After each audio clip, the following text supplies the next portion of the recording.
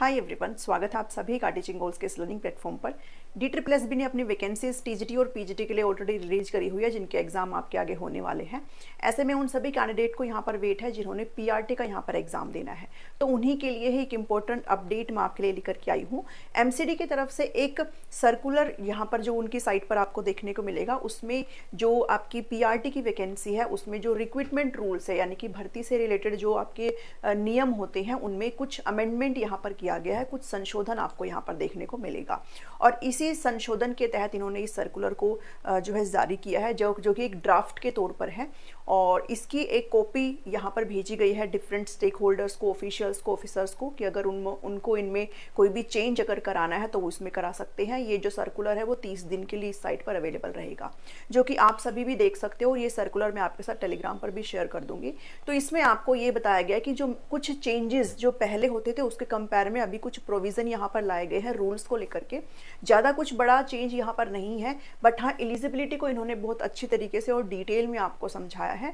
अगर कुछ भी चीज़ें यहाँ पर नहीं होती है, कोई अगर एडिशनल इसमें कोई भी चेंज नहीं होता है, तो फिर इसी के साथ आपकी जो वैकेंसीज है वो आपको जल्दी ही प्रकाशित कर दी जाएगी, जल्दी आपको उसका एडवर्टाइजमेंट देखने को मिल जाएगा।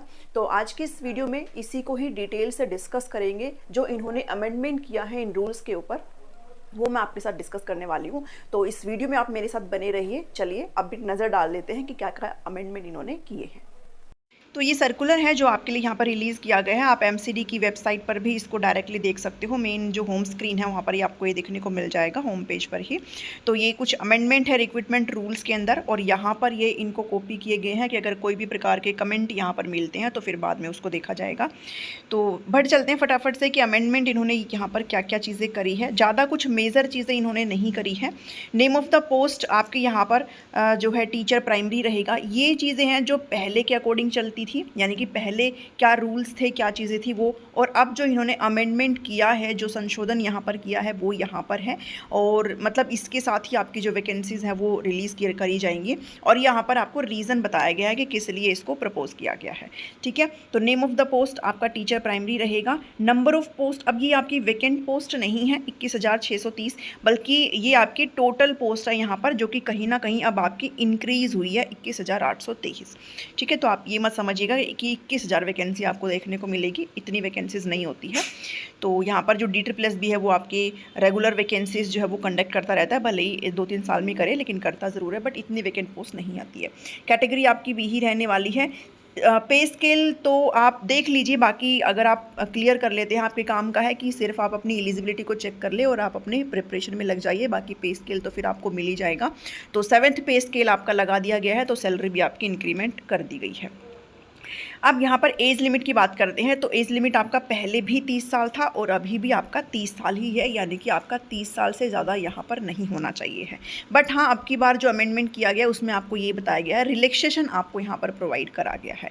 ठीक है, तो relaxation for government servants up to 5 years in accordance with the instructions order issued by the central government. अगर आप गवर्नमेंट सर्वेंट है 5 साल से तो आपको यहाँ पर रिलैक्सेशन है, जो कि पहले भी था, लेकिन इसके अलावा इन्होंने 2 और 3 पॉइंट यहाँ पर डाले हैं कि आपको 5 साल का रिलैक्सेशन यहाँ पर दिया जाता है अगर आप कॉन्ट्रैक्ट टीचर हो, SSA टीचर्स हो, वर्किंग अगर MCD में अगर आप काम कर रहे हो, या फिर आपको अगर आप SC ST OBC और PW कैटेगरी से आते हैं, ऐसे कैंडिडेट हैं, तो भी आपको जो टाइम इनके द्वारा दिया जाता है वो आपको रिलैक्सेशन यहाँ पर देखने को मिलेगा। तो डिटेल्ड वैकेंसी में आपको सारी चीज़ें देखने को मिल जाएगी। तो जो जितने भी कैंडिडेट हैं इनको यहाँ पर रिलैक्सेशन ज़रूर प्रोवाइड किया जाएगा। तो यहाँ पर आपको बिल्कुल भी डरने की चिंता नहीं है, मतलब करने की ज़रूरत नहीं है, क्योंकि फीमेल कैंडिडेट को तो ऑलरेडी वैसे भी यहाँ पर एक तरीके से जो रिलैक्सेशन है वो प्रोवाइडेड होता है, वो हमने TGT में भी देख लिया है। ठीक है, तो ये आपका एज रिलेटेड था। बाकी आपके जो बिल्कुल मेन काम की चीज़ें हैं वो आपकी एजुकेशनल क्वालिफ़िकेशन है, जिसमें ये आपके पहले होती थी और हम इसको डिस्कस नहीं करेंगे। अभी आपके लिए जो चीज़ें एक्सप्लेन करी गई है उसको यहाँ पर देखेंगे। ठीक है, तो ये वाला पोर्शन हम यहाँ पर देखेंगे। तो इसमें आपको साफ तौर पर सभी जो क्वालिफ़िकेशन है वो आपको बताई गई है। सीटेट पास आपका होना चाहिए पेपर 1 PRT पोस्ट के लिए, ये तो कंपलसरी है ही है, और BEd वालों को तो बाहर ही कर दिया गया है। तो इसमें आपका सीनियर सेकेंडरी यानी कि 12th 50% मार्क्स के साथ अगर आप पास हो और आपने 2 साल का डिप्लोमा कर रखा है एलिमेंट्री एजुकेशन में, फिर चाहे वो आपके रिकॉग्नाइज्ड बोर्ड में किसी भी नाम से बुलाया जाए, आप उसको जेबीटी बोलते हो, आप उसको बीटीसी बोलते हो, आप उसको कुछ भी बोलते हो, ठीक है, आप उसको डाइट बोलते हो, कुछ भी बोलते हो, तो वो आपका 2 साल का डिप्लोमा है और आपका अगर सीटेट पास है तो आप यहाँ पर एलिजिबल हो जाते हो। सेकंड है कि आपका 12th में अगर आपका 45% मार्क्स के साथ, ठीक है, 12th में अगर आपका विद एटलीस्ट 45% मार्क्स और 2 साल का डिप्लोमा इन्होंने मांगा है by whatever name known in accordance with NCT के अकॉर्डिंग, तो भी आप यहाँ पर एलिजिबल हो जाते हो।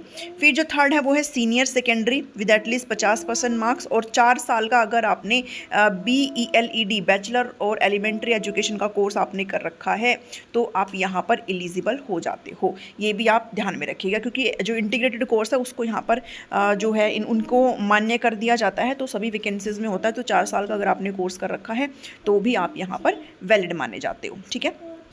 सीनियर सेकेंडरी अगर आपने कर रखा है, मतलब ये ऑब्वियस सी बात है, 12th तो सबने कर रखी होगी 50% मार्क्स के साथ, और 2 साल का डिप्लोमा अगर आपने स्पेशल एजुकेशन के अंतर्गत कर रखा है, ठीक है, तो भी आप इसमें एलिजिबल हो जाते हो। ग्रेजुएशन अगर आपने कर रखी है, लेकिन ध्यान से सुनिएगा, ग्रेजुएशन के साथ साथ अगर आपने 2 साल का डिप्लोमा भी कर रखा है तो आप यहाँ पर एलिजिबल हो जाते हो। ग्रेजुएशन का मतलब ये नहीं है कि भाई मैंने ग्रेजुएशन कर रखी है और फिर मैंने बीएड कर लिया तो मैं एलिजिबल हूँ, नहीं, बीएड वाले तो भूल ही जाओ इस चीज़ को, बीएड वाले यहाँ पर एलिजिबल नहीं है। अगर आपने मान लीजिए अगर आपने ग्रेजुएशन करी है और उसके बाद अगर आपने 2 साल का डिप्लोमा कर रखा है तो फिर यहाँ पर आप एलिजिबल हो। और सीटेट में तो आपका जो पास होना है वो कंपलसरी होना ही चाहिए है। Must have passed Hindi, Urdu और पंजाबी एंड इंग्लिश, ठीक है, as a subject X secondary और सीनियर सेकेंडरी और हायर लेवल पर। तो ध्यान में रखिएगा, आपने हिंदी, उर्दू और पंजाबी में से कोई भी एक सब्जेक्ट और इंग्लिश आपने ज़रूर पढ़ा हो, सेकेंडरी और सीनियर सेकेंडरी और हायर लेवल पर आपने ज़रूर पढ़ा हो। तो इंग्लिश तो कंपलसरी है और हिंदी, उर्दू और पंजाबी में से कोई एक आपका यहाँ पर होना चाहिए। तो ये 2 लैंग्वेज की यहाँ पर बात करी गई है, ठीक है। Note 1, relaxation up to 5% marks in the qualifying marks shall be allowed to the candidate belonging to the reservation reserved categories such as ST, ST, OBC and PH। तो यहाँ पर 5% मार्क्स का रिलेशन यहाँ पर प्रोवाइड करा गया है जो कैंडिडेट यहाँ पर बिलोंग करते हैं रिजर्व्ड कैटेगरी से। तो ये भी आप ध्यान में रखेंगे, मतलब जो इन्होंने यहाँ पर ऊपर नंबर दिए ना 50%, 40%, 45% जो भी है, इसमें 5% का जो रिलैक्सेशन है वो इन सभी कैंडिडेट को दिया जाता है जो भी SC, ST, OBC और फिजिकली हैंडीकैप अगर कैटेगरी में आते हैं तो उनको, ठीक है।